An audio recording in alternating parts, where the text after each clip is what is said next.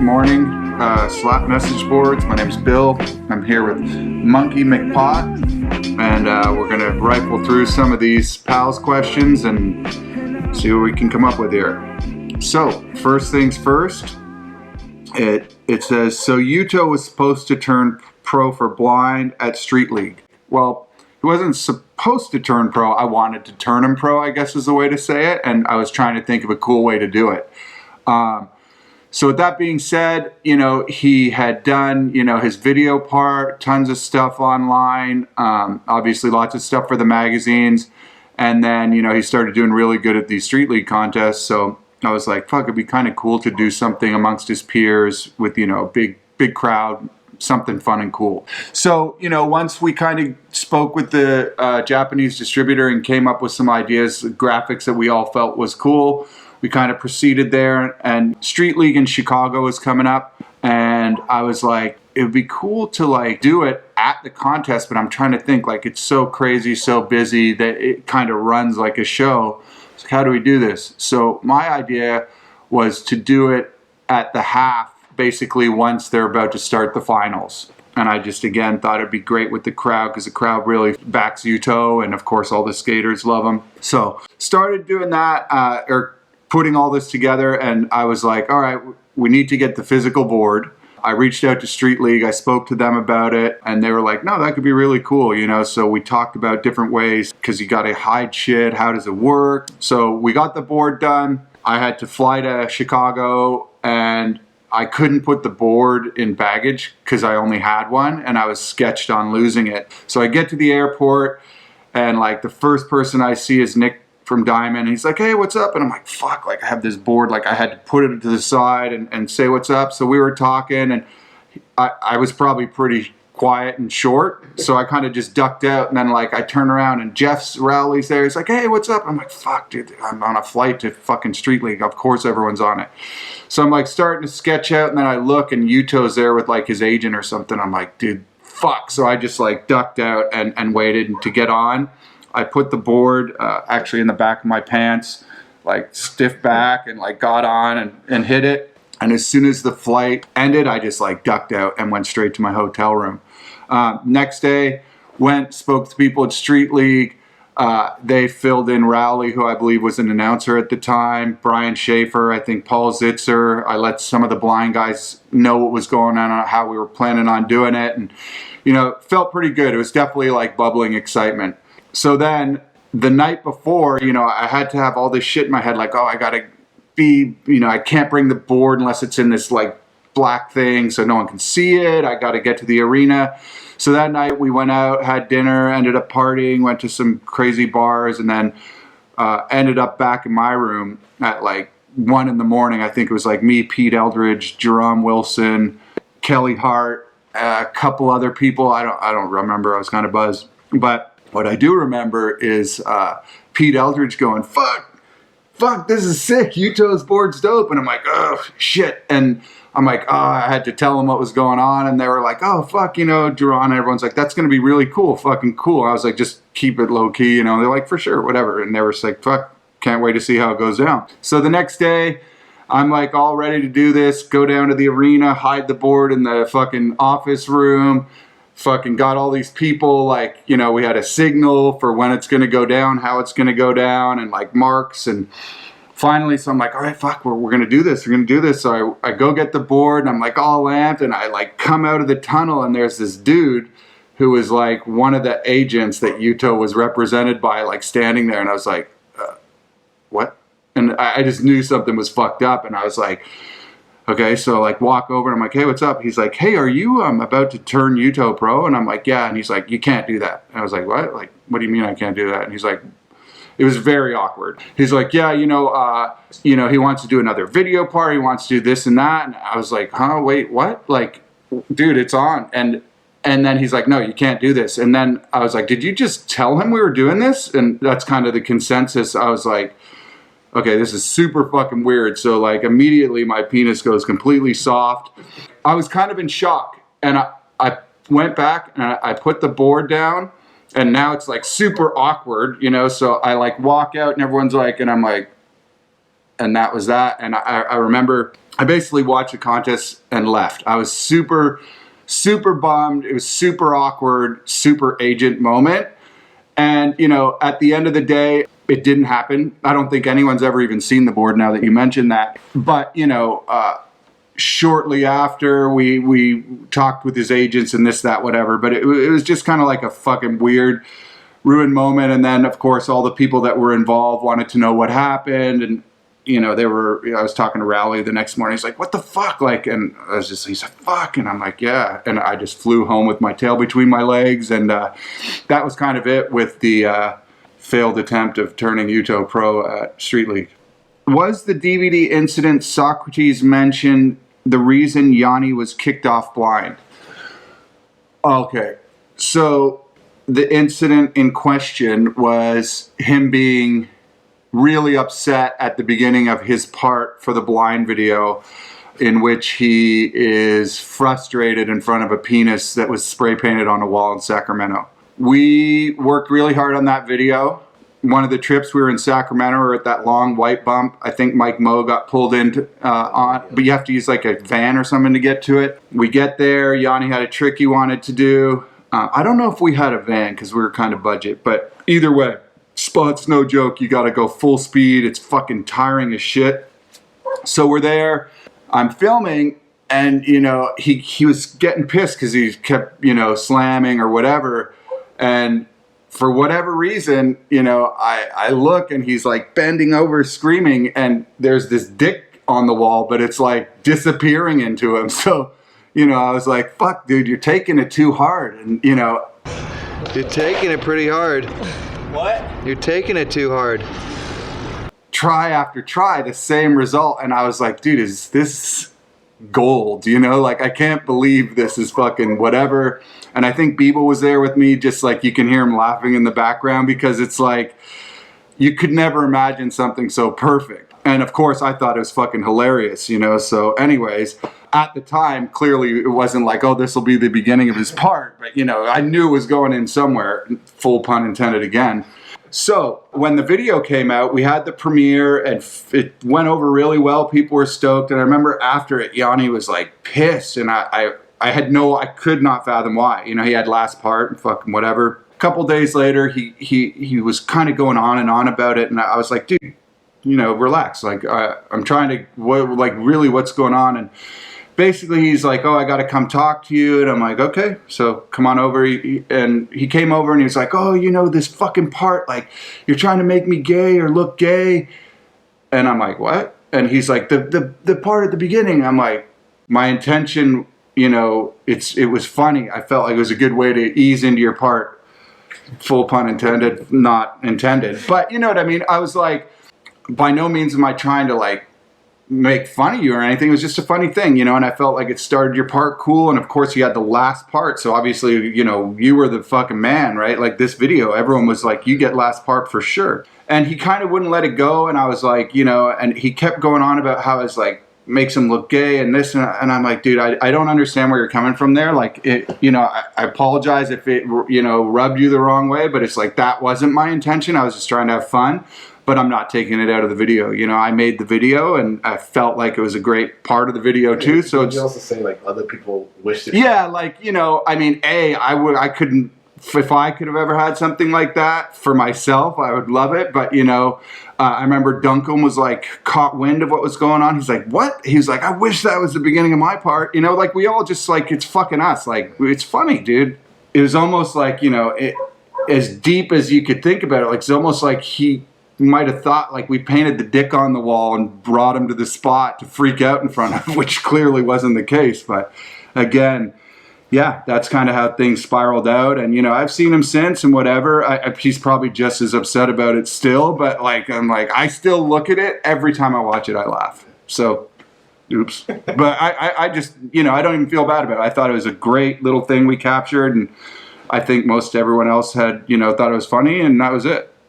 What was it like eating 16 Big Macs in one sitting? That must be referring to one of the King of the Road challenges. They have all this, you know, if you look in the magazine, they have all these just ridiculous things they ask you to do. On that trip, I had to not only film, drive, skate some of the tranny stuff that the guys didn't want to do, but you know, whatever else I could do to help. And I was like, I think I can do this burger thing. I think the previous one might have been like 12 or 14. I could be wrong, but it definitely seemed a lot easier to do than it was. So finally, we're in the middle of fucking Colorado somewhere. We pull up to this McDonald's, and James was like, "You gonna give this a shot?" I'm like, "Yeah, let's do this." So I bought 21 burgers in a bag, which is a big fucking bag of burgers, you know. And yes, there's McDonald's burgers are small, but when you're facing 21 of them, they don't seem that small. So we're sitting there, we have the camera out. I start going, and I remember I got to like 7, 8, and I was like, you know, fuck, I might be able to do this. And about 10, it's really starting to slow down a lot. I was like, fuck, and all these like people were like looking at me weird and just like, what are you doing? And I was like, you know. So I remember I got to 11 or 12, and I was like, what's the record? And I think it was 14. And I was like, I can definitely do that. So I got to 14, and by that point, every time I took like a bite at all, my gag reflex would kick in so hard that I thought I was just going to puke on the table. And James was like, oh, you can do this. It's like, okay. So I remember I got half through the 15th burger, and I was like sitting there, and in my mind, you know, I had this extra large iced tea. I love unsweetened iced tea. And I looked at it and I was like, dude, I've only taken like maybe like a fucking few millimeters off that thing, because any liquid just made it that much worse. So I get the 15th one down, and James is like, keep going. It's like, all right. And I ate the 16th burger, but it must have taken me like 20 minutes to put down. And I remember James is like, whoa. And I was like, finally got it down. I was like, let's go. And he's like, up. And we went out, and I just fucking projectile vomited every single one of those burgers out. Jake Duncombe was the happiest I might have ever seen him as I was throwing up. He's like, yes. And finally, like, we're like, all right, well, we got 16. I was like, I can't do anymore.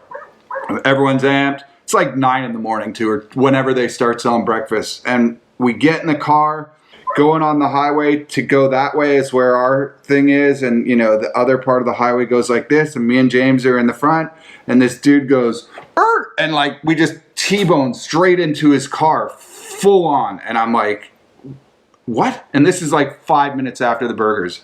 So I get out, and the whole front of our car is hanging off. First things first, I'm like, fuck, like I wasn't supposed to take the van out of state from Enterprise, you know? And I'm like, I can't call the cops, you know? And then fucking, I look at the van, and the whole thing's fucked, like the front end's falling off. And I was like, dude, you think we can drive this? And we're like, we have to. So me and James got a bunch of people's shoelaces and like tied the bumper, so it was like seemed legit.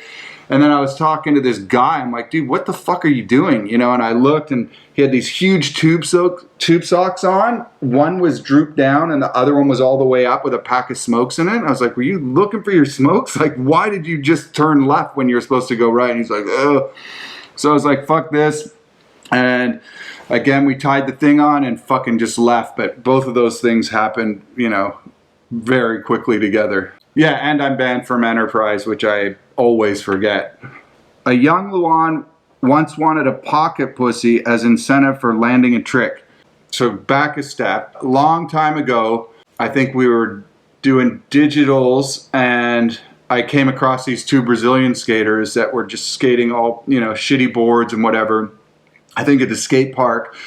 Saw them skate, and I think they were, you know, we talked like, oh, you want to go skate sometime, fucking whatever. And they're like, yeah, let's go now. And I was like, all right. So go out with these guys. It was Felipe Ortiz and Luan. First day, I was just like, I couldn't believe how good they were for like the boards they were riding. I didn't know where they were from. I didn't know much about them. And I just remember like, dude. And I after the day, I went back and I was telling Dennis, my partner for digital, about them. And he's like, what? Like, so we went and started skating with them pretty often. They were super fucking good. Like as good as any skaters I'd really ever seen. And I was like, what? So like we'd be out skating, and I remember one time they're like, hey, like, yeah, the guys, you know, were asking about going to a skate shop to get boards. And I was like, do you guys not like get boards from anyone? And they're like, no. And I was like, dude, I got you on boards, like no problem, you know? And so we just started skating a lot more. And, you know, as time went on, you know, they would fucking rip so hard, and they would get so much shit every time, you know, and they were staying at this like shitty little spot, and they didn't have much, so, you know, oftentimes I'd be like, fuck, like, you know, good day, like, you guys want to go get something? Like, they're like, oh, can we get a video game? I'm like, fuck yeah, you can, you know. So they would like ask for like, I think like, I don't know if it was like PlayStation back then, but, you know, good day, I'm like, we're going to Target and fucking get a video game, and they would be stoked, you know. Next morning, fucking back to it, hitting the streets. And I remember one time, like, Luan was more quiet about it. I was like, dude, like, what do you want? Like, today was fucking sick. Do you want to go eat? You want to fucking, you need anything, like a game or something? He's like, no, like, you don't really speak much. And he's like, you know, trying to explain to me. And I'm like, well, what would you like? Like, if I could get you something? He's like, pocket pussy? And I was like, huh? And he's like, yeah. And I was like, yeah, we can make that happen. So I went to like Condom Revolution or some shit, and I went in and I got what I thought was a pretty nice device. And I brought it back, and he was super, super stoked. And, you know, he was a young guy. You know, this was before like all the flip stuff, where I think like the beginning of his part was like the porno internet cartoon. Anyway, so I'm sure he put it to good use, and he always seemed happy. So, you know, I was happy to get it for him. How close was Deerdick to landing the kickflip down Carlsbad before Markovic? That was one of those days, unplanned. Everyone was at a contest, I think, at the YMCA in Encinitas. And we were hanging out, and I think Markovic had been like, fuck, I want to do this. And Rob was kind of like, oh, I was thinking about it too. I think Alp was there, a couple other heads, and we just like went straight to the gap. I was in a full-on Puma tracksuit. I think I tried to ollie it and just didn't work at all, and just like slid into the grass in my sheen fucking tracksuit. And I just sat down, and I watched those two kind of go at it for a while. Both of them were like doing it, you know, but back then this was definitely the biggest thing I think anyone had ever tried to kickflip, and they were just getting broke off. People probably know better, but I kind of feel like he switch ollied it, sat down, and then Markovic kickflipped it. And at the time it was like, that was like the biggest gap I think anyone knew of, and to see someone kickflip it, you know, and they did very different kickflips. I mean, if you watch how they skate, you know, but Chris's was more like fucking wild and just, but he did it good, you know, and it was just one of those moments in time where you're like, fuck, like he fucking flipped Carlsbad, you know. Is it true that Carlos Ruiz claimed backside nose blunt down El Toro? He did want to try that. He obviously, you know, I'm sure you've seen Carlos's stuff over the years. You know, he was definitely a super underdeveloped yet hyper-developed sort of skateboarder. Between the back lip down El Toro and the switch 50 he did at that Heath Hubba, which is like the worst ledge ever, he had definitely some skate skills, right? I know a lot of people like just went off on him about, you know, oh, he's just like this jumper, and I was like, well, that's just, some people just jump down shit, you know. Some people do manis, some people do fucking slappies. There's space for everyone. But at the time, he caught a lot of shit for that. But after the blind video party had, you know, I felt like in his head, he kind of like felt like that was how things had to be. So he might disappear for a bit and then hit us up, and some of the things I was like, dude, you don't have to like call shit out, you know, and to, yeah, like to earn favor with us. Like, we're already stoked on you, you know. But, you know, I remember him saying something about like, I want to back nose blunt El Toro or something. And I was just like, no, because I know he would try it. He was not as scared to try shit.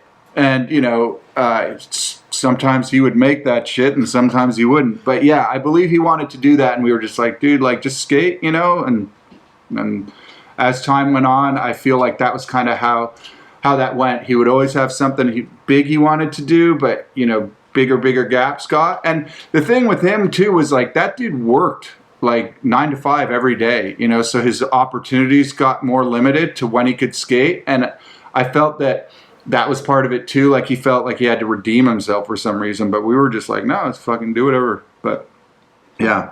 What did Tom Penny do when you let him bore your board at the vert ramp?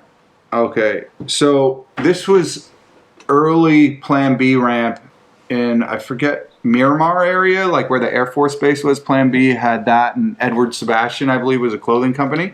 But they had one of the first vert ramps that came back was the Danny's ramp at Plan B, And, you know, those guys had been skating a ton. I started skating with them a little more, and this is when Penny first kind of came to the States, and he was very new to all of us, but we knew, like, the dude ripped and he was super cool. What I didn't know is that he skated vert. So he would always come to the ramp and sit there and smoke some joints and hang out or drink a beer with us and kick it.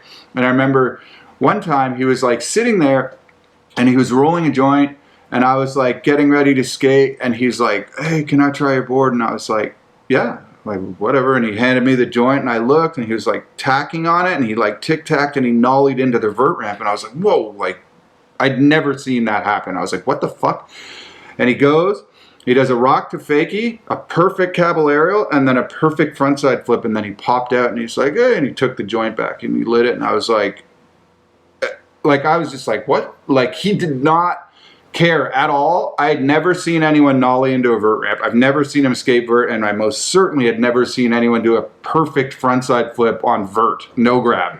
You know, I was like, and he just didn't think it was anything, you know, and again, that's Tom in a nutshell, but it was just like, fuck, dude. And I remember telling everyone, they're like, yeah, right, and then other people were like, no, and I was like, fuck, you know, they were there, and they had the same reaction, like, did he just fucking nollie into it? Was that most of us didn't even know what the flip trick was, you know, back then, but Tom, yeah, it was unreal.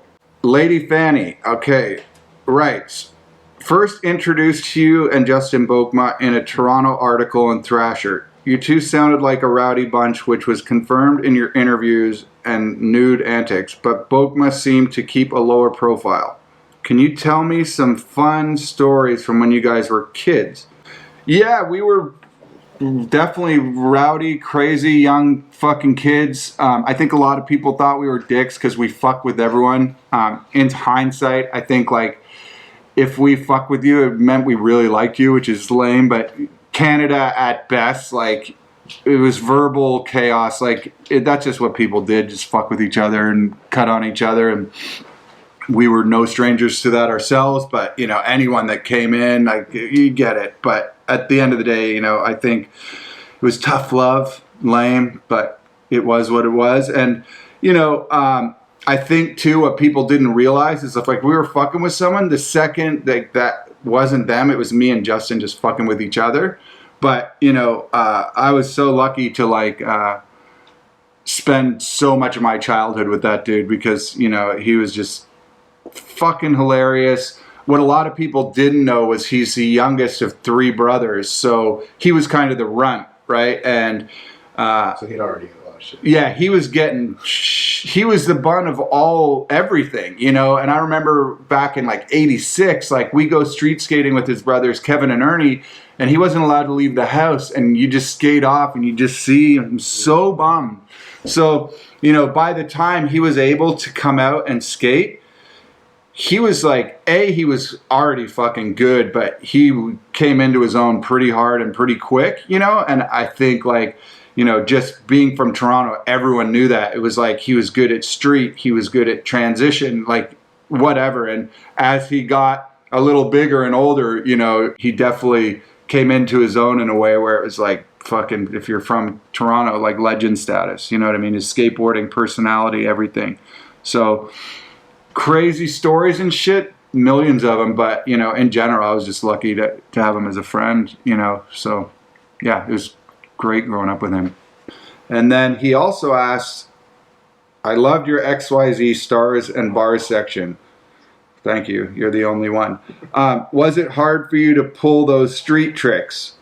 Yeah, street skating definitely was not my most natural thing, but I also grew up in the 80s where street skating wasn't defined so much, you know, and everybody in Toronto skated, you know, the downtown Toronto, you know, whenever you could, even through the winter.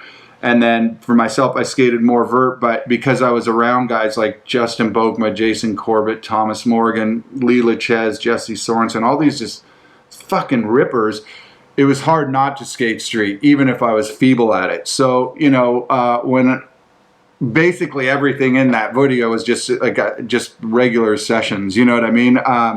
The one thing that I put a little time into probably was the 360 flip down the 4 stair at the end, which I ran into the wall. I was so bummed. But you know, it definitely didn't come easy, but you know, I tried. Fuck, it was kind of gross. I think I front boarded a 5-stair in there, so that kind of sums up my street skating.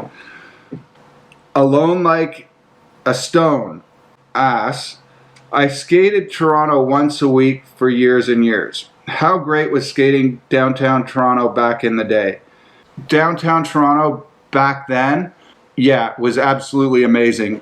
It's still one of the like raddest cities, in my opinion, to skate. The difference between Toronto and say an American city is American cities, there's a lot more cops involved with skateboarding.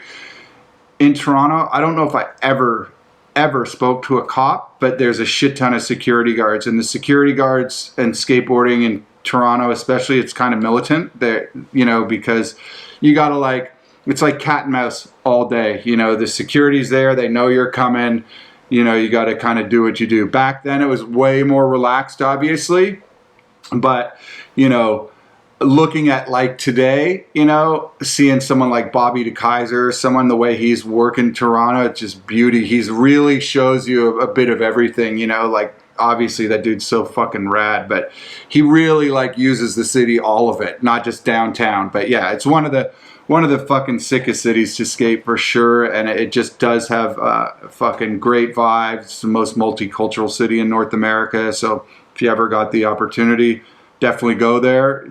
Definitely probably have fun. Man, I don't want to cause shit, but I do wonder, as a skater, can you comment on how things are with the Hamilton shop giving Madness a hard time about the name? Is it sorted? What were Rocco's thoughts on it? I feel like he was involved. Rocco has no thoughts on it. He wasn't involved. He hasn't been with Dwindle since 2002. As far as to answer the other question, I mean, the moral of the story is I just didn't know these people existed. When I started Madness, you know, I went through all the protocols you got to do, just looking around the internet for names, and then of course bringing those to my lawyer or our lawyer at Dwindle and going through the process and doing all the due diligence to go in the right direction. Once we had done that and we were good to go, that's when we started working on graphics and everything else, you know. So basically it starts with the name, right? You got to make sure you're cleared, and we were cleared. Once it was up and running, we got notified by someone, you know, trying to claim otherwise or saying that they had the name or we took it for them. And I was like, well, we didn't see anything. You know, we did everything we could, and by law, you know, did what you have to do to get the trademark search and trademark it.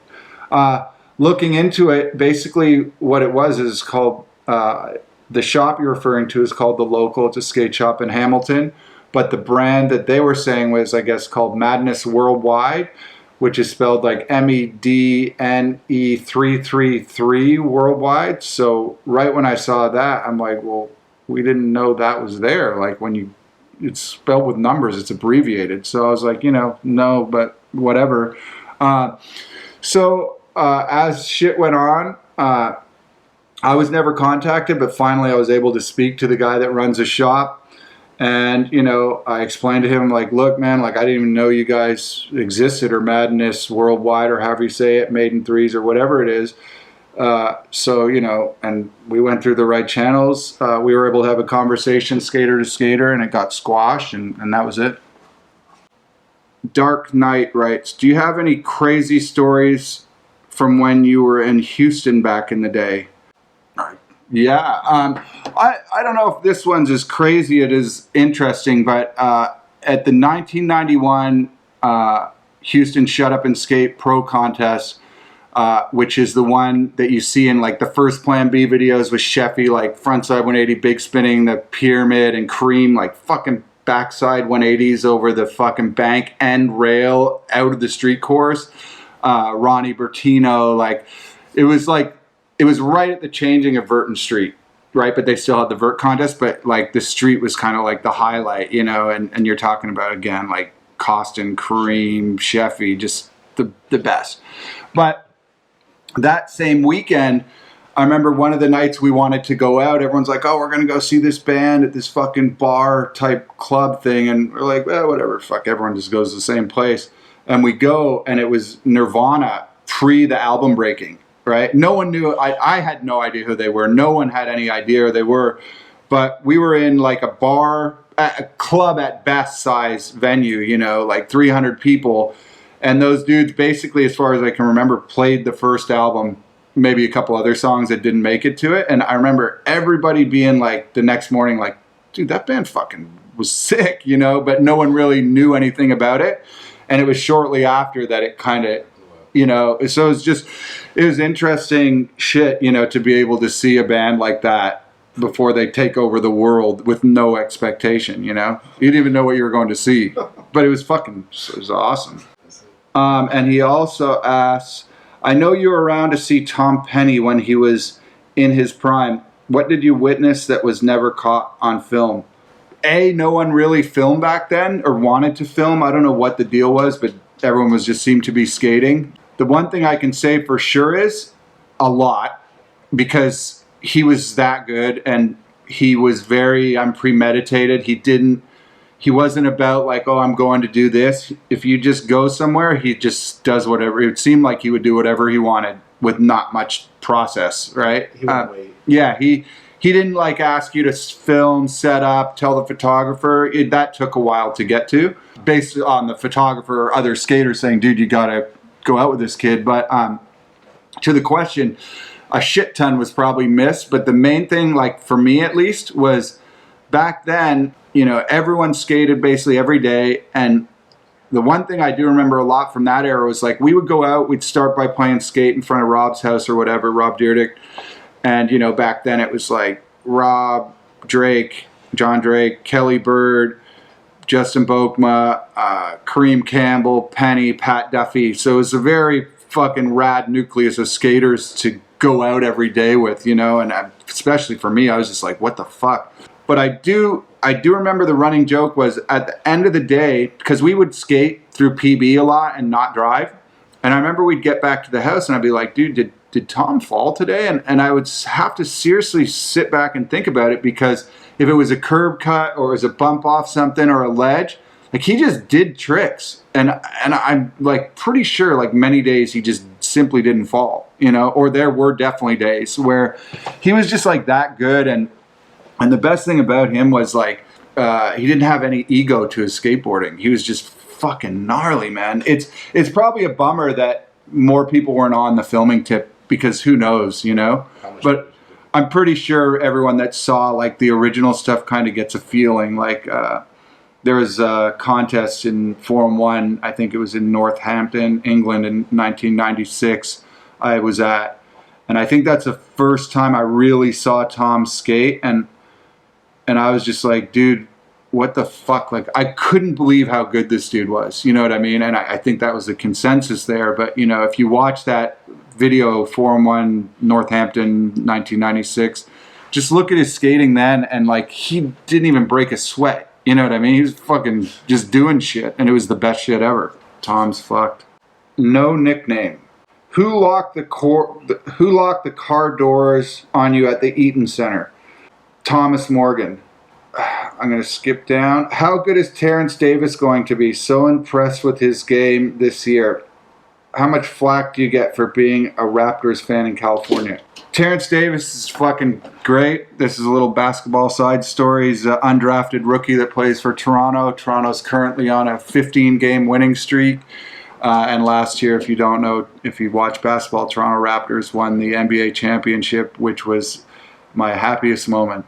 I don't really get any flack. There seems to be fucking Toronto fans all over the place, again, because it's a multicultural city. But, you know, I never played any sports. I started skateboarding and that was all I did. I didn't know much about sports, but my mom worked for the Hospital for Sick Children. And when the Raptors were an expansion team or became one in 1995, donators would give her ward tickets to take the kids to the games. And sometimes not everyone wanted to go, so she would have extra tickets and she would take me. But the deal was I couldn't act like I knew her because I wasn't supposed to be there. As time went on, she was a basketball player when she was a kid, and she's also from Almont, Ontario, which is the actual place or where the guy that invented basketball is from. Weird side note. So she got really into it, which got me really into it. And because the Raptors sucked for so long, and I was living in California in Lakerland in the heat of, you know, some of the greatest eras of basketball. You know, I was like, fuck it, I can only be stoked on Toronto, and that's just how it's going to be. And, you know, to see it come full circle like that was great. But yeah, no, I'll take any flack I can get, I guess. Jim and Dan, what is the craziest thing you've ever seen Jake Brown do? The craziest thing I've ever seen Jake Brown do is the 720 ollie he did in Brazil. I don't know how many of you are even aware that he actually did that over the 70-foot gap, but he did a no-handed 720 ollie, and he had been talking about this forever. And I hate to say it, like, even I was like, I mean, this guy never ceases to amaze me, but on that one I was like, dude, I don't know if this is even possible, you know? So I remember I was like doing laundry, the fucking X Games were on from Brazil, and I remember watching him like, and he like just does it. And I remember screaming, and my kids ran in, and I was like, I couldn't believe it. So on a skateboard, that's the craziest thing I've ever seen him do. On a side note, another crazy thing I saw him do was during the X Games in LA, he would stay at the Standard Hotel, or a lot of those guys would, you know, right downtown, and a place can get a bit ruckusy. And I remember, you know, Jake's room was kind of his focal point of where you'd go for drinks or whatever. And I remember them being so pissed off at the noise, like, dude, fucking turn down your TV or whatever they thought was going on in there. And I remember Jake was like, fucking turn down my TV. He ripped his plasma TV off the wall and put it in the elevator with the note says, is it low enough for you? And the thing just rode up and down in the elevator for a while until they came back, and he had like erected his DJ set and shit. They're like, dude, what the fuck? Like, and he's like, what? And they're like so confused by him, he managed to stay. So a lot of other shit went on during that little zone, but he did literally throw his TV into the elevator while blasting tower speakers, and they never kicked him out. So that's pretty crazy if you ask me. But Jake's great. What was your favorite digital series, and how did that all come about? Digital, it was like 98. I was still skating, like for whatever, skating for a living. And I would go to the Vans Park at the block of Orange every day. I have a vert board and a street board. I'd skate the street course for an hour. I'd skate the vert ramp for an hour. And I was like, I just didn't feel like I was really contributing. That's just how I felt about myself, to like the level of pro skating at the time. And then on top of that, I think I would like go to the street course and like mute backside 180 to the pyramid just to like practice that. And I was like, dude, what am I doing? Like, this is so illegal. Fuck, why would you want to practice that? And I just remember like thinking like, practice, like, fuck this, dude. And I remember I took all my shit, I threw it into the combi pool, and I'm like, I'm done. I'm fucking done. And some kid was like, hey, your shit. And I'm like, that is your shit. And I walked out, and I'd never felt more liberated. It's, some skaters will understand this, but like, I felt like, fuck, dude, I am not pro anymore, whatever that means. And I didn't like how skating felt or what I was doing it for. And I was like, fuck it, I'm done. Like, fuck it. And a couple days later, once it settled in, I was like, dude, like, how am I going to fucking eat, you know? Like, because I was still getting some money from people back then. And I had a couple ideas, but I was also like a fucking party mutant. Like, I think I was drunk for 20 years at this point. So tossing around ideas and soliciting people wasn't the easiest thing if you were me at the time. But I remember I kept going on, you know, like 4-1 was out, and I have all the respect in the world for 4-1. But at the time that I was like thinking about this, I'm like, dude, how much fucking shit do they want out of everybody? It's like fucking video part, day in the life, what are you eating for lunch, trick tip. It was just like, dude, like, and they're, you know, they're making money off that. And I was like, dude, everybody I knew had fucking done so much shit for that. I was like, fuck this. So I was like, let's try and do like a quarterly video magazine. It was, you know, that was kind of the idea, but like make it more fun. And I reached out to Mike Crum, Rune Glifberg, Donnie Diedrich, a couple friends of mine about, you know, putting up some money to make this happen. And, you know, against their better judgment, they all liked the idea. You know, I guess the biggest problem was I had never really filmed. I had no idea how to edit or made a video. But they're like, fuck it. And they all lent me $100,000. And it was nuts because all of the above. But quickly I was like, dude, like, you know, I just went from riding for some smaller companies and I didn't give a shit as long as I got paid first. I didn't own any of that shit. I didn't really care. It was great because it was places for other skaters to have homes. But, you know, back then all we did was party and skate. So, like, honestly, I was like, just pay me and I will wear your logo. But, you know, when my friends lent me money, it really changed everything because I was like, all I could think of, regardless of all the obstacles, like, dude, I have to pay these guys back. So it quickly, like, changed my perspective on, like, how I felt about it. So once the word got out, way more people than I expected wanted to do stuff for it. And I was like, really? Like, what? So, you know, like, be in the video and shit. So, you know, I think in the first one, it was like Neil Mims, Duffy, Rune, Corey Shepard, maybe. And, you know, they were all fucking ripping at the time. So I was like, yeah. And we didn't have anything. Rune paid my rent. He bought me a VX 1000, and we would just go, and he would give me money for gas or wherever, and, you know, just go, and try to make the thing happen.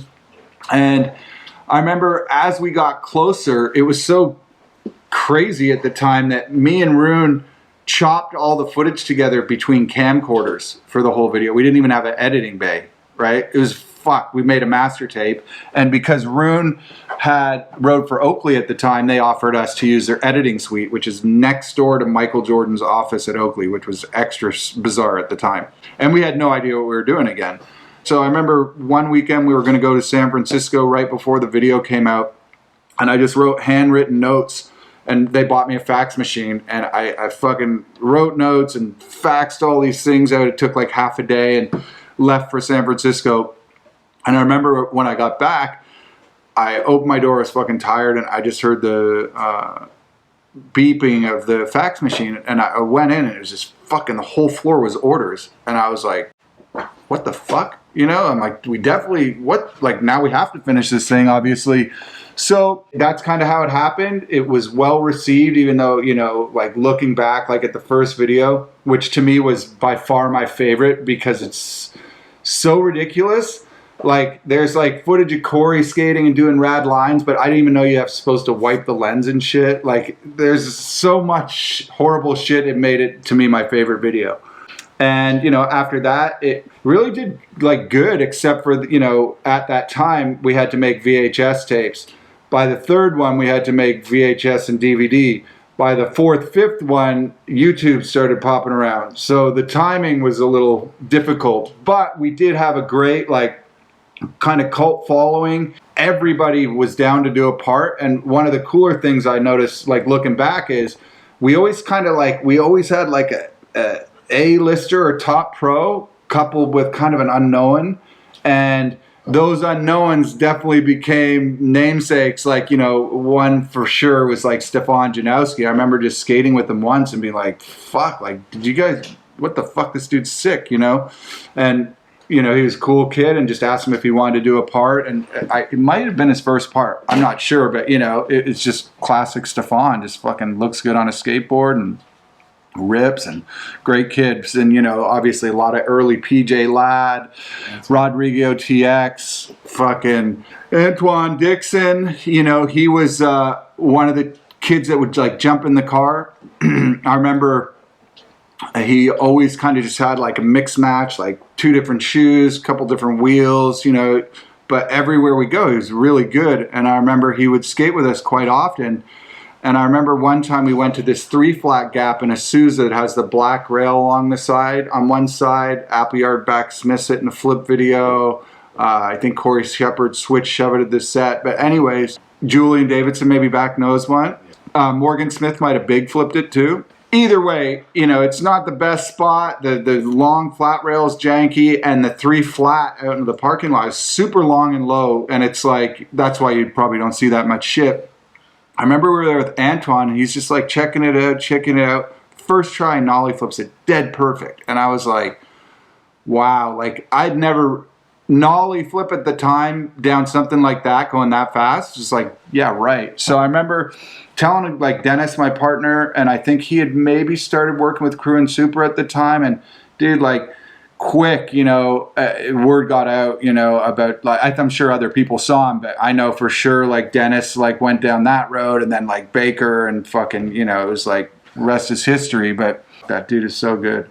But yeah, so it was just sort of like whatever, and we kept doing it, but it just got to the point where we were just like funding it like a labor of love, but it was fun to do that because everyone wanted to do it. We've been talking about doing it again. Yeah, so that was kind of how that whole thing came about. And for sure, if those dudes didn't sort of believe in that at the time, who fucking knows? You know what I mean? So I owe a shit ton to all three of those guys. And of course, Dennis, who in turn became my partner editor for most of the rest of it, right? What do you dislike about skateboarding and the skateboard industry now? This is still from Jim and Dan. I mean, the skateboard industry is a fucking shithole. It always has been. So I guess, like, it's not surprising. A lot of skateboarders go through all the different ranges of it and quickly learn that, A, skateboarding is not fair. B, skateboarding is not a sport no matter which way people slice it. But a lot of people think it is, because I'm good, then I'm entitled to. And it's like, that's not how shit works, You can be the best skater in the world and, like, not make a cent. And you could be the biggest pile in the world and make a shit ton of money. So it's like, it's still very much in its infancy, skateboarding in general. No matter what's going on with all this shit with the Olympics or, these big contests, it's still the same thing. It's like, skateboarding's like a pirate ship with no captain. Like, it makes no fucking sense, right? And I think there's nothing, man. It's a fucking shit show. And, at the end of the day, like I always tell guys, it's like skateboarding owes me nothing, right? I owe everything I have to skateboarding, good or bad, right? And I just say to anyone that skates the same thing, it's like, I never skated to make money. I never skated for any monetary value, right? And it's like, even when I started getting sponsored and stuff, I never, ever thought like, oh, this is what I'm going to do. I just liked it, I guess, enough to keep going. And I think if skaters feel like they're owed something, it's a really hard uphill battle.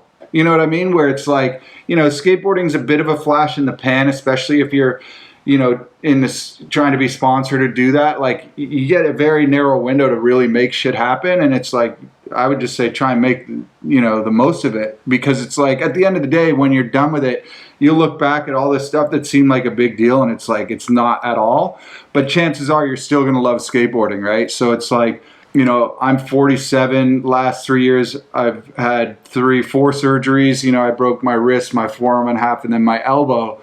And it's like, I definitely have a chip on my shoulder with skateboarding, but at the end of the day, obviously, I really love doing it, and it's interesting because it's like, that's the one thing for sure that skateboarding gives anyone. It doesn't matter like what level you're at or whatever, but you definitely can go out and skate and it's like you feel like a kid, you know what I mean? No matter how old and frail you are, it's like, it's interesting. Of course, I see a lot of good skaters and I'd like to see them make their mark and do better, but it's a very narrow playing field with how shit works, and it's like, you got to really find what works for you and hopefully skate regardless of what the outcome is, and chances are if you are a good dude and you're fucking ripping, like, stuff will come your way regardless, And then his last question was, who was the worst or most difficult team rider you've ever had to deal with? I would say me to anyone that ever sponsored me, because again, I was like such a dick and pile. I was drunk. And I was probably a prick. So, me. All right, backside wall ride. What happened with the Rex shoe company that Fred took over DC, only for it to fold not much later? Well, Rex Shoes was a company spawned, I think, in like 97, 98, at a time where the big guys were the big guys, like DC, Soltech for sure. They were kind of like the dominating forces, and not everyone could be on those teams. So someone that I knew was running around with some crazy cocaine cowboys in Orange County that all had like Lamborghinis and Ferraris and just fucking creeps. But they wanted to do a shoe company and they were throwing some money out there. obviously everyone was kind of aware that it's like, you know, it's not DC, it's not Soul Tech, but, you know, the shoes they showed looked pretty good. At the time, everyone was like, I would say most of the people on the team partied pretty hard. But regardless, it sounded like good money at the time with enough of a core that it could potentially make sense. You know, you had Duffy, Fred Gall, McNatt, Bokma, Corey Shepard, Richard Angelides, Mike Crum. It's just one of those things. You get enough of your friends together, it kind of sounds like a good idea.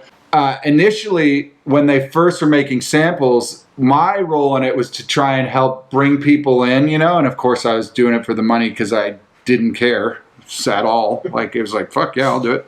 I mean, every skater, it seems like, wants to ride for, you know, like Adidas, Supreme, and fucking awesome. But not everyone can. So in my time, in my head, yeah, I want to ride for this, this, and this. These A-class sponsors, but I was more riding for a bunch of D ones. Sometimes you've got to take a step down and live in the realistic world, and at the end of the day, I got to eat, so I don't even care. I'd ride for those same people right now. So Rex had given me the first shoes, and there was this big demo going on at the beach. And I remember I brought them, and they actually looked kind of dope. And I was like, Crum, they want you to like take some photos in your shoe. And it was a beautiful day. It was like fucking 90 degrees on the beach, chicks everywhere. And I remember giving Crum his shoes, and I actually felt good about it. Like, fuck, this is kind of dope. So he puts them on, and he was like ripping. And I look, and he does a nollie heel flip frontside air, and the sole of his shoe just flew off these brand new pair of shoes, like into the crowd. And I was like, oh, fuck. So he's like, dude. And I'm like, so that was the very beginning of that. So of course, you know, everyone chips in. We're trying to make shit better. Dude, we did like tours and shit. They were putting some money into it. So I know some of those guys were getting paid. And I believe, you know, this is a lesson in skateboarding. A lot of money right away is usually a quick fix. You know, if it sounds too good to be true, it's probably too good to be true. But that was everyone in a nutshell. So these guys were like making shoes. They were obviously, we figured out how to make the sole not fall off. So it was a huge step in the technology department. And, you know, we actually designed some shoes that look kind of cool. And the guys seemed pretty happy. I remember quickly, the guys that owned it, they were never around. Shit started falling. Fred had come over. You know, I saw Fred's had something on Transworld talking about it. And like, I'm like, dude, everyone knew what we were getting ourselves into, like fucking whatever, you know, and I believe they were paying some dudes pretty well. So I would have got on DC if I could have waited out the 6 months, but Bill Weiss called me and he's like, dude, we'll give you $5,000 a month and a shoe. I'm like, all right, dude. So I went for the money, but wrong move, dude. It fucked me up. I could be on DC still now, probably. I don't know how anyone could look at that. Like, dude, you make your own fucking decision, right? It's like, whatever, if you wanted to stay on DC, then you should have. But I don't know how anyone could point fingers at anyone. We were all fucking knew these dudes, whatever. But these dudes were shady fucks. Because I remember when Adam McNatt had missed a paycheck, he's like, I want to go up there. And they were in Calabasas. They all lived fucking this super nice place. And I remember driving up there, and we go sit down with this fucking, what was this dude's name? He was such an idiot. Just like the total like douchebag company owner, right? We walk in and McNatt's got his brand new shoe ready to go. He's like, hey, I didn't get paid last month. And he's like, yeah, well, you're not going to get paid anymore. We're done with this whole thing. And we were just like, what? Like, and it was kind of like, he had no like mercy, like Cobra Kai, this thing's done. So I'm like, fuck. And McNatt's pissed. You know what I mean? Like, he was still fucking going hard at the time skating. And I'm just like, you know, fuck, you know, so I have to let everyone know. And unfortunately, you know, it was just one of those things where, you know, all I can say is everyone should have thought twice about jumping into, you know, business with some fucking dude that has nothing to do with skateboarding. But that does happen in skateboarding. And it was a whole bunch of nothing, really. They didn't even really get the shoes out. You know what I mean? And again, it's like, you know, it's tough to go against big shoe companies in skateboarding. And when you guys are... So what was the reason for pull out? They just didn't care. They were like, didn't see a number they liked after a quarter, and we're like, we're done. Yeah. And I think what those guys do too, now that I think about it, they kind of pulled the wool over our eyes in the sense that maybe they used all the skaters to get just a name recognition, and then they probably took the whole line and fucking sold it to whatever some country's version of Nordstrom's is. All right, that's who they were in a nutshell. Bump and Run, a story about Kelch focusing the windshield of a car. I don't remember that. Tell us about Change. How did it start? Was it under Dorfman? Brad the Dorfman? Nope. Did you discover Lenny Kirk? And was Change his first sponsor? So first question, don't know. Second one, Change was in 1989. I rode for Dogtown. I was doing the NSA AM series back then. That's kind of how anyone really, like, if you're going to have a reason to turn pro, it was like you had to make the AM finals and do well there. It seemed like that was just how it worked. So I did that. First year, I missed going to the finals. The next year, I won my first one, got second at the next one, ninth in the finals. Dogtown was out of Ermico back in the day, which was up in SF. Fausto owned it. And I remember he sat me down with Jim Muir, Red Dog of Dogtown. They're like, hey, you're the next pro for Dogtown. And I was like, whoa, fuck, sick. You know, and then shortly after, it was right before the AM finals. They told me this. They're like, you know, do well at the AM finals and it's on. So I went, I did pretty good. And Danny Way was there at the time. He was already pro, and it was, I could do 720s, I guess. And he was like, oh, you know, I already knew him, but he's like, that's fucking sick. Like, dude, you should ride for H Street. You should just call him, fucking quit. And I'm like, of course, like that idiot. So I do it, kind of burned a bunch of bridges there. And within like 6 months, the industry died. Vert was wiped off the table, and it's almost like it wouldn't have mattered, right? But what did happen was you go from, you know, about to turn pro for Dogtown, which would have been cool during that era because it was like Ben Schroeder, Wade Spire, Markovich, fucking Eric Dressen. I really wish I would have had that board, but I fucked it up. And then, of course, H Street was an honor to be on because it was like Sal Barbier, Danny Way, fucking Costin, Mike Carroll, like just a rad dudes, you know, Sheffy, Donger, just great dudes.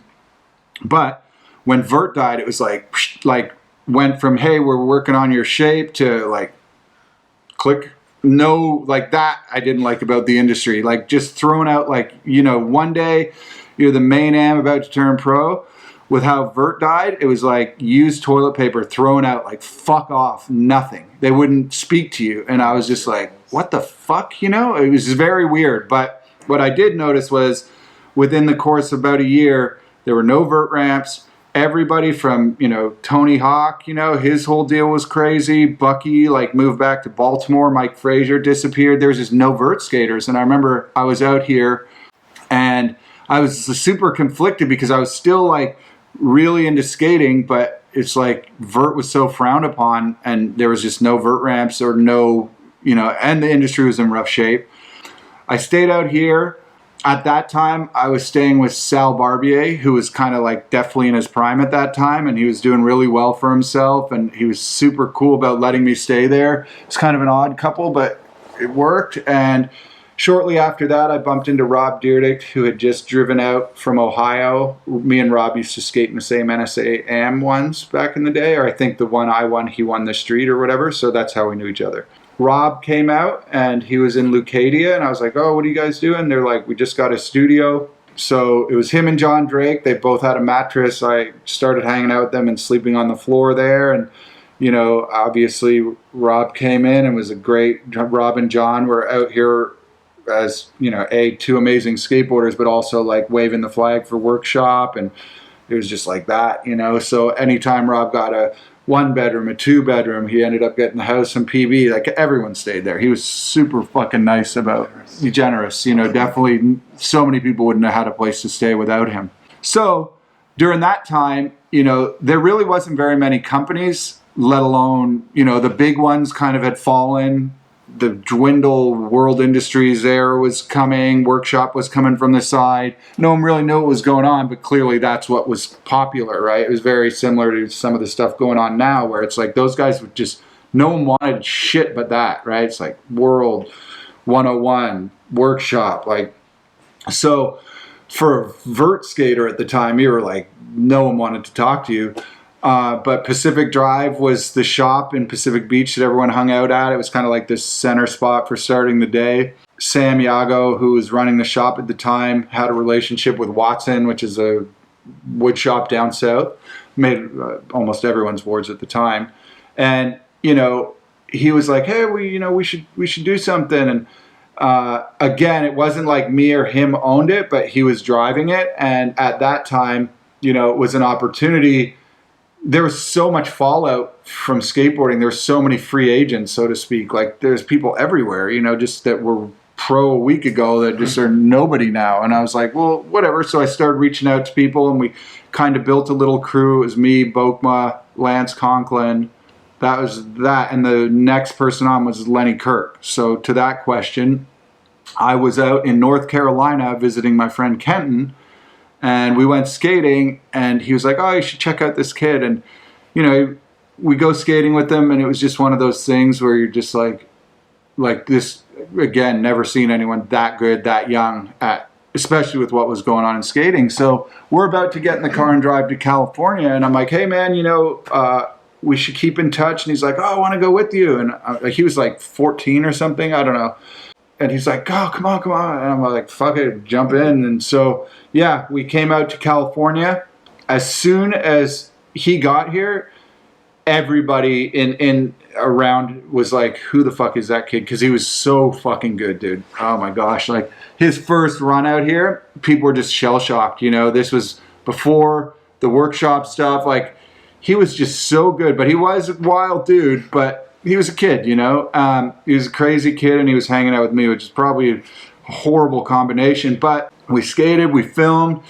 He was definitely starting to get attention. The problem with anything I was doing, which is kind of, you know, looking at change, and as ridiculous as it was, or as fun as it was, I always knew with me, if you rode for one of those board companies back then, if you're going to blow up, the work should, like, Rob's waiting, you know. And by all means, would I never hold something like that back? You know, if they were interested, it's like, dude, just do that, you know. And obviously the rest is history there. But that was kind of like how I looked at that. Like, I knew I couldn't fucking keep people on change, you know, if the workshop's asking them. It's like, go do that, right? So I didn't really have any stake in any of those early businesses or any even mentality to that. Again, I never thought that it was like a sustainable anything. I didn't even think of it as a business, right? It was more like homie squad, fucking early independent brand movement is, I guess, what you'd call it. Did you have footage of you guys?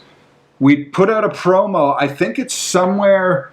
Well, there was Change and Premiere, which were both out of Pacific Drive, right? And I don't know if he had already split by then, but, you know, when we did Premiere, it was like me, Bokma, Bo Turner, James Riff, Jason Searcy. Like, it started to turn into something out. And then at the end of that, most of that kind of crew ended up on a company called Balance, which was an AZ thing that Ellington and some of those dudes used to ride for. But then they came out here, and the guy, like, spoke to us. And again, it was kind of a shit show and whatever. It was fucking random as shit. But that was kind of how things were back then. But yeah, I think with Lenny, you know, he was just, again, like one of those kids, one in a million as far as how fucking good he was at the time. You know what I mean? It was like, because remember that Deerdick era of that house was, you were surrounded by, like, the, you know, Kalis, Jamie Thomas, Deerdick, Duffy, Clyde, fucking you name it, you know. And you're seeing this every day, and then this kid comes out and he's like just as good, if not doing shit no one else could. It's impressive. Yeah, it's gnarly. So yeah, you know, I guess we were really Lenny's first sponsor. But, you know, with Rob giving him the offer to ride for Workshop, and obviously us all being stoked to see him get that opportunity, that was it. That being said, I did speak to Lenny last night. He actually wanted to get some product because he said that LeVar took his complete. True story. Victor Doom asks, has anyone given you shit for skating naked over the years? And how did Yuto fall into Blind's lap?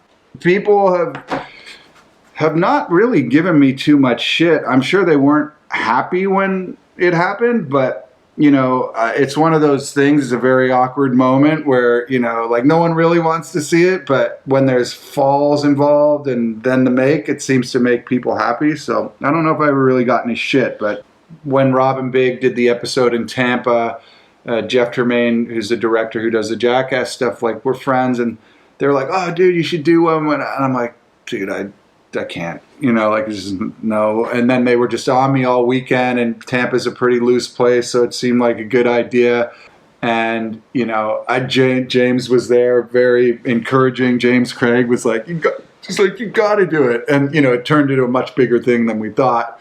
So with that being said, people at Tampa, you know, they've come from all over the place fucking to bring, you know, their kids or skaters to come watch this contest. And, like, we had to go up on the decks and, like, hey, you know, do you mind coming? They're like, no, they're like, I got this spot. Like, I'm like, well, trying to explain to them what's happening. They're just like fucking out, you know, like, huh?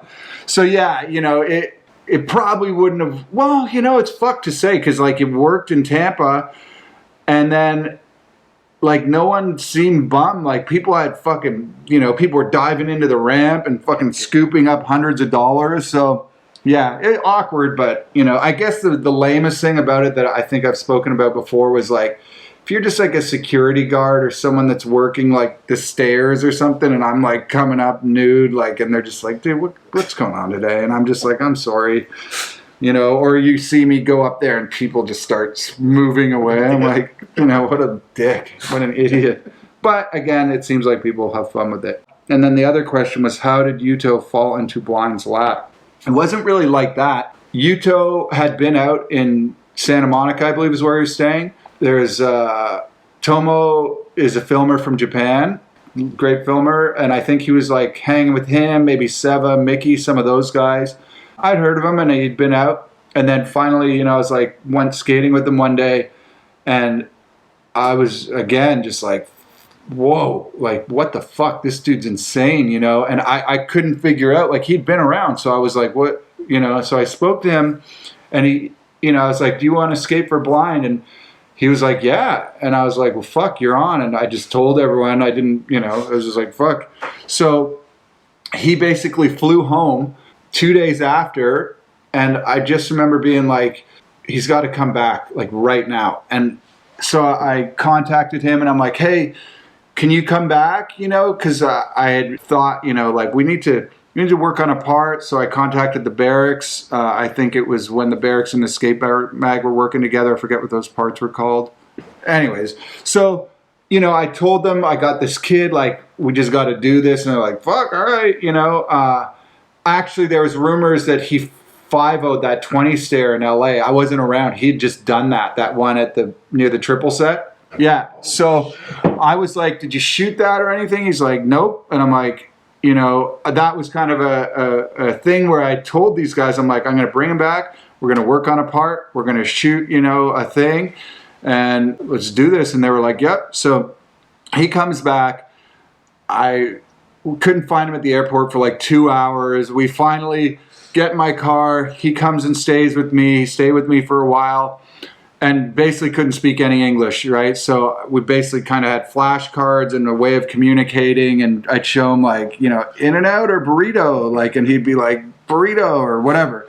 So you know, we just went at it nonstop with filming, shooting, and of course with like stuff like that, hitting up the barracks or the skateboard mag or Thrasher and saying, hey, I got this dude. They hear that every day, all day long, right? And I'm like, dude, trust me. And fortunately they did, and we're like, okay, and we were able to get, you know, stuff in all the mags, put out this part, and then, you know, the one thing, and all this, well, you know, the kid he really couldn't speak English, you know, so basically, as time went on, the one thing I was like, man, this kid should be in street league, and, you know, the process has been always changing and whatever, but I remember calling Rob and those guys and being like, dude, you got to get this guy in street league. And they're like, oh, well, you got to do this, you got to do that. And I think you guys should really take a look at this dude, because I think he'd do really good in street league. And they're like, you know, again, they probably hear that all the time. So I'm like, fuck, you know, like, so I was talking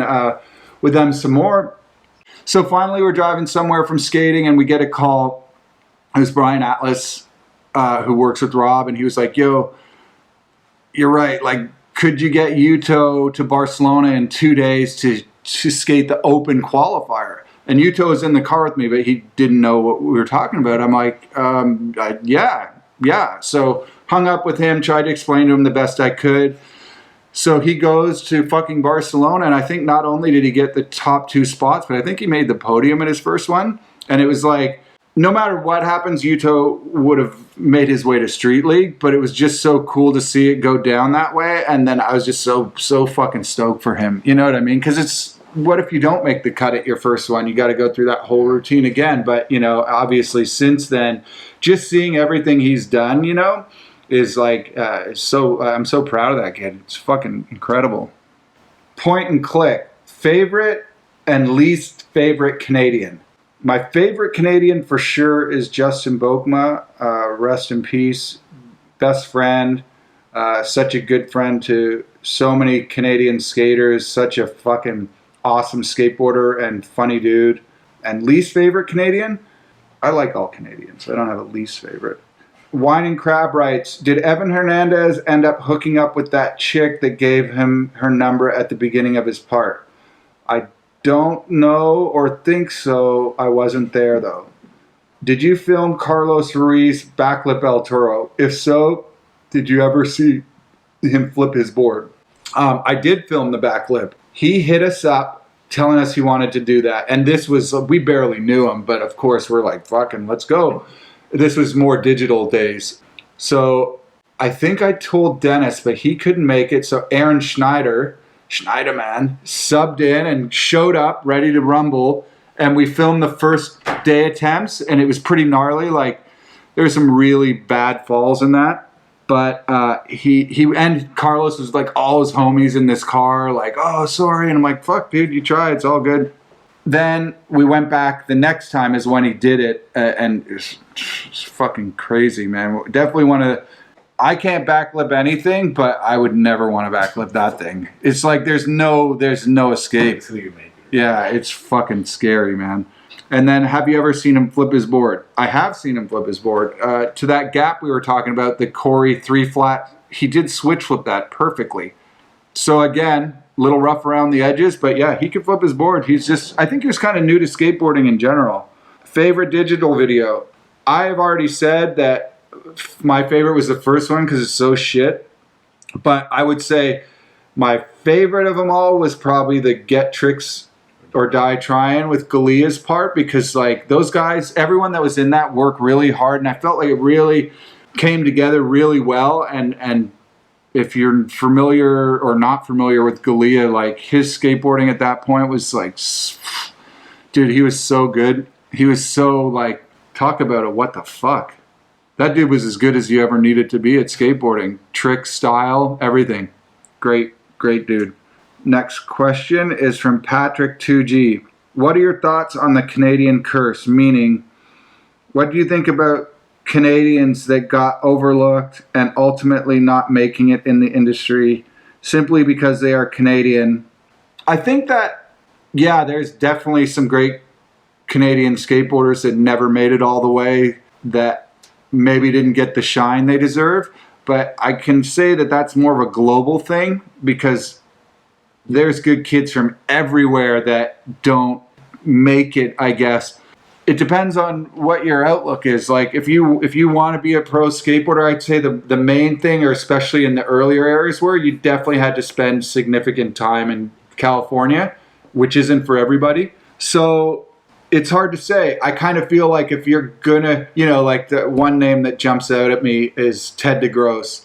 That dude was just absolutely amazing. I don't know what exactly went down. I believe, was he on Habitat at one point?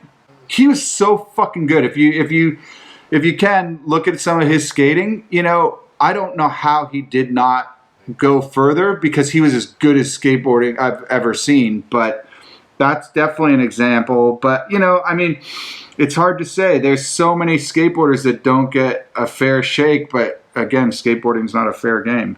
Do you think that this is a thing of the past with the internet and social media being such a huge part of skateboarding these days? Or do you think it's still a thing? Kind of the same thing. You definitely don't, like in my days, you had to come out here. Yeah. Right? Like in the 80s, you know, it was like VHS and magazines, nothing but barely any videos. You come to California A, because it's kind of where the industry was, and obviously you get more opportunity, and B, the weather is unbeatable, right? Nowadays, I think that you don't have to do that anymore, but it's definitely good to come out here. The beauty of today is, you know, again, going to say like a Bobby DeKaiser, who predominantly seems to get a lot of footage in Toronto, and that's great, right? I think the coolest thing about that is that people don't think about is like when a lot of young skaters or skateboarders come for the pilgrimage to California, you know, they come out here, they're super like overwhelmed and it's super exciting, but you know, I've seen it and been through it myself. It's like, it's all fun and games until you get dropped off at some place you're staying and you don't have any of your friends or family around. And that isolation can be a lot on young skateboarders. And it's almost like I'm glad they don't have to deal with that the same way, because I've seen tons of kids that, you know, you see them out in the street, it's like they're fucking stoked, but you know, on the inside they're just like bummed because they're like missing fucking months or years away from their family and friends, which is not a good idea for anybody, if you know. So now I feel like, yeah, if you're able and you got a good crew at home, you can fucking pop your head into California once in a while. But for the most part, I believe it is a thing of the past, you know. To me, although this was shitty to see, it made it extra special when a fellow Canadian made it. Felt like we all did in a way. Yeah, I totally agree. I think one thing for sure with Canadians, especially seeing how other Canadians interact with other Canadians when they're in California or abroad, there's definitely a huge sense of pride. Definitely feels like when you, it's kind of what I was just saying back to the Yuto thing, like even though he doesn't ride for Blind anymore or anything, but when I see him fucking doing what he's doing, I've total pride for him. I'm so like stoked for him, you know, and whenever I see a, you know, again, Bobby DeKaiser just put out that stuff for Quasi and just see how things are going for him, how he did it. I know that, you know, not only the city of Toronto definitely has a lot of pride, you know, but all of Canada. Cliff. James Craig. Mr. Craig. The one and only James Craig. What character are you from Star Wars? According to you, I am the Emperor with the... for some reason. Skip. You once told me that your frontside flips felt like Mike Carroll's looked. After reviewing the footage of one, how would you rate your frontside flip? 1 to 10. 10 being exactly the same as Carroll. 0.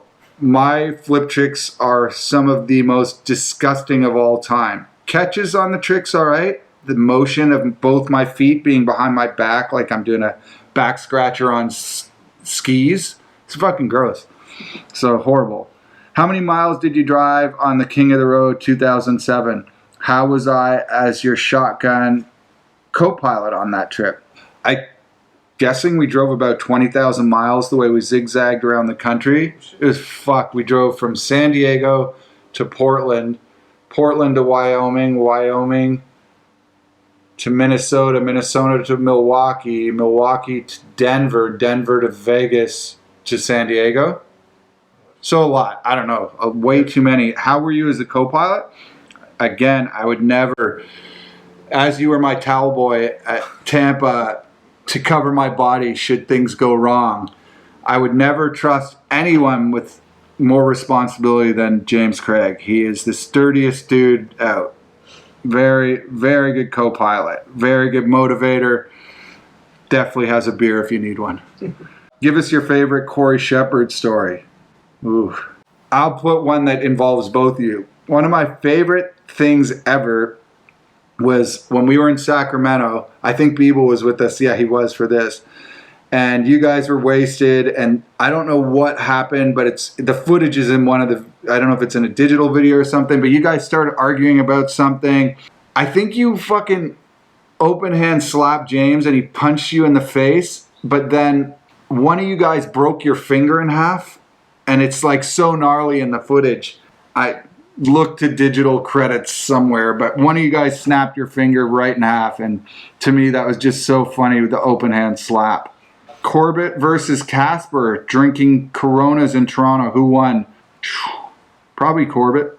Thank you, Mr. Craig. Francis Xavier. I don't expect you to remember this, But in the early 2000s, you were at Chapman with Rodrigo TX and some other Brazilian skaters. TX did a fat heel flip over the 5 ledge that ended up being in digital All-Stars. I was lurking, watching, and got background props. It was a millisecond. Anyways, you had a black eye and looked pretty pissed off that day. Did kids, people lurking in the shot piss you off? I remember the session. It was a kickflip. He kickflipped over the hubba that people skate, or off of the straight ledge. And you guys being in the background did definitely not bum anyone out. It probably added to the excitement. Why'd I have the black eye? We used to get in a lot of fights. You win some, you lose some.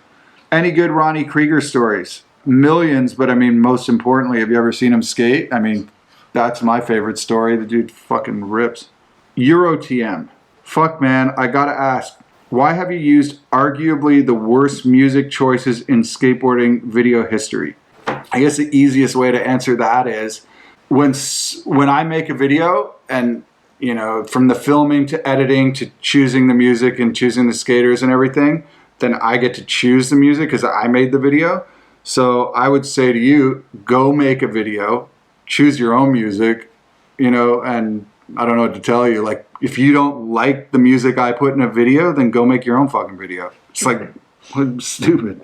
How do they pick people to either be on Dark Star or Blind? Flip a coin?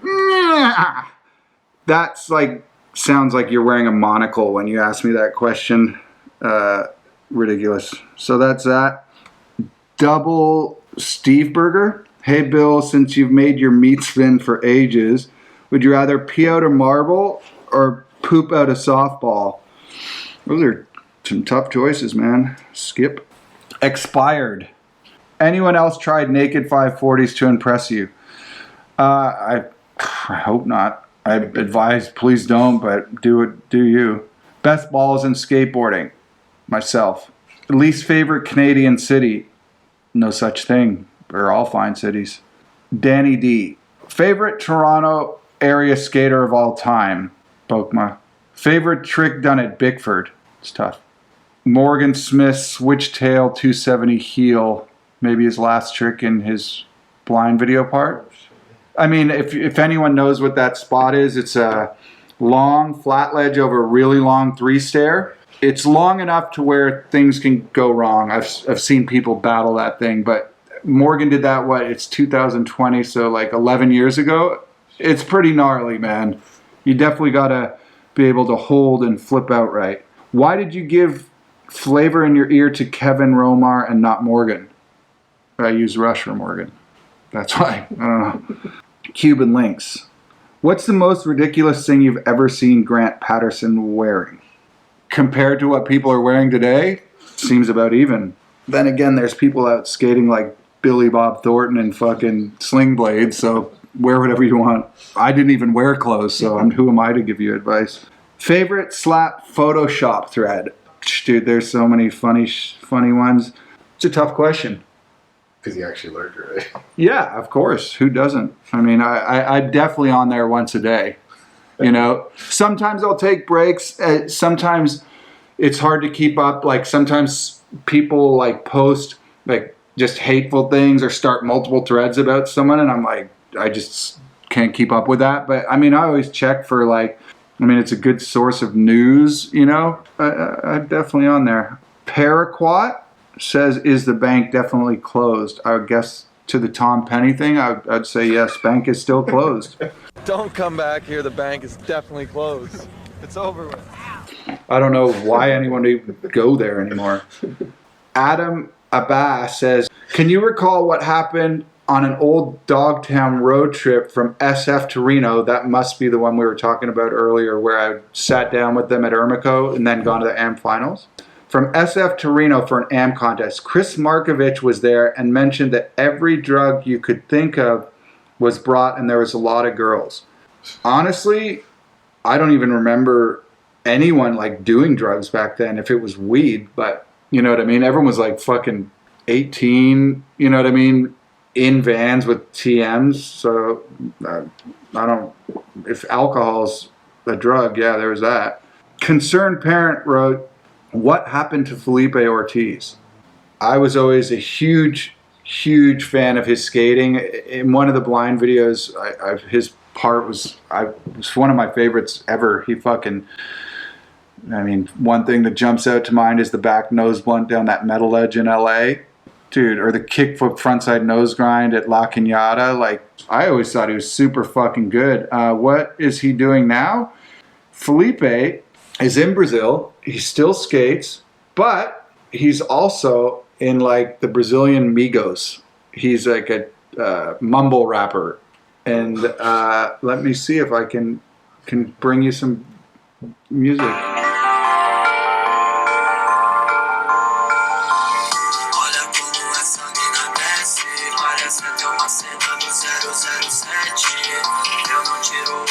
So, as wild as that is, that's what he does, man. He's in an actual band in Brazil that fucking does shows and fucking still rips. Was it backside nose blunt that Carlos Ruiz tried at the 24-stair rail? And is the whole footage of all the attempts around because we only got to see 2 tries from the credits? Do you regret not keeping him on the team and letting him go off on his own? The 24-stair rail I think you're talking about is the blue rail that he board slid to fakie. Anyway, so that rail is like behind the Hacienda off like El Segundo. It's a super big rail. Nigel skated it too. Nigel Smithed it maybe. The rail is fucking gnarly. It was the best 24-stair rail ever, whatever that means. But it was like perfect grade, long as shit, but you know. But no, he definitely didn't try backside nose one. He tried maybe crooked grind. Maybe it was those slams, but you know, he board slid it to fakie on his lunch break. Ghost Lurker. Hello, Bill. Do they still make blind jeans? Did you own a pair of the original blind jeans? We do still make blind jeans. Again, like nostalgia is a weird thing. You never know when it's going to work, but people were asking us, so yep, we made them. And did I own them? Not only did I own them, but back then, I was the vert guy that went from being at the top to drop to into the toilet. So I was around like Sean Sheffy and a lot of those guys who rode for Dwindle brands, and they would get that shit in their packages.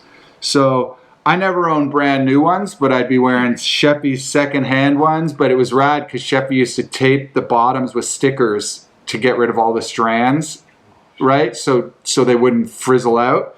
So I'd be rocking like some really baggy used Sheffy jeans that I thought were super dope. In today's homogenized skate landscape, is there any place left for vertical nudity? Yeah, not by me, but someone else can definitely carry that torch. Last nude 540 might have been the Robin Big one. Last 540 I did was 2 years ago. Who would win an arm wrestling match? You versus Lee Dog DuPont. Winner gets a case of Coors. If you put that out to him, he would win for sure. His blood is Coors Light. I'm sorry about your countryman Neil Peart passing away. How many times have you seen Rush? I've never seen Rush. I'm super bummed about that. But to be honest, when I grew up in the 80s, Rush was in a whole different world of cheesy 80s music than they were in the amazing late 60s, 70s shit. And being Canadian, fully, I don't know, it just wasn't my thing. Now, I listen to a lot more Rush than I ever did when I lived in Canada. What board are you riding currently? I am currently riding a Wade Spire Madness guest board. Yeah, fun stuff. Why is it so important to support your local skater-owned and operated skate shops in 2020? It's not just important in 2020, it's permanently important. Mom and pop core skate shops, you know, are kind of the institution to every community. So I think if you have one in your local neighborhood or you grew up in one, it's super vital to, you know, continually try and bring business to those stores or support them in any way you can, because some of my best memories were just being a kid in the skate shops that were kind of gnarly. Like this Hogtown skate shop in Toronto is like a really hardcore 1985, like brick walls, fucking angry older dudes at the counter, but they like instilled so much, you know, after they break your balls for a while, like, and they let you hang out, they really teach you a lot about skateboarding. So I think it's vital to support those kind of stores, and any chance I get, you know, whenever I walk into a store like that, I automatically feel nostalgic, even if it's a shop I've never been to, you know, because you can tell, like, when you walk into a shop that has that real heart and meaning. So it's invaluable. I mean, by all means, support those shops, because those are the, you know, they've helped everybody, you know, and probably at very hard times, you know, for all of them. Skateboarding's an up and down business, and those shops are kind of the heartbeat of our business. So yeah, very important. Hey man, I appreciate you guys even considering me to take your questions, but I'm stoked that you guys sent them in. There's definitely some interesting shit in there, and I'll be lurking.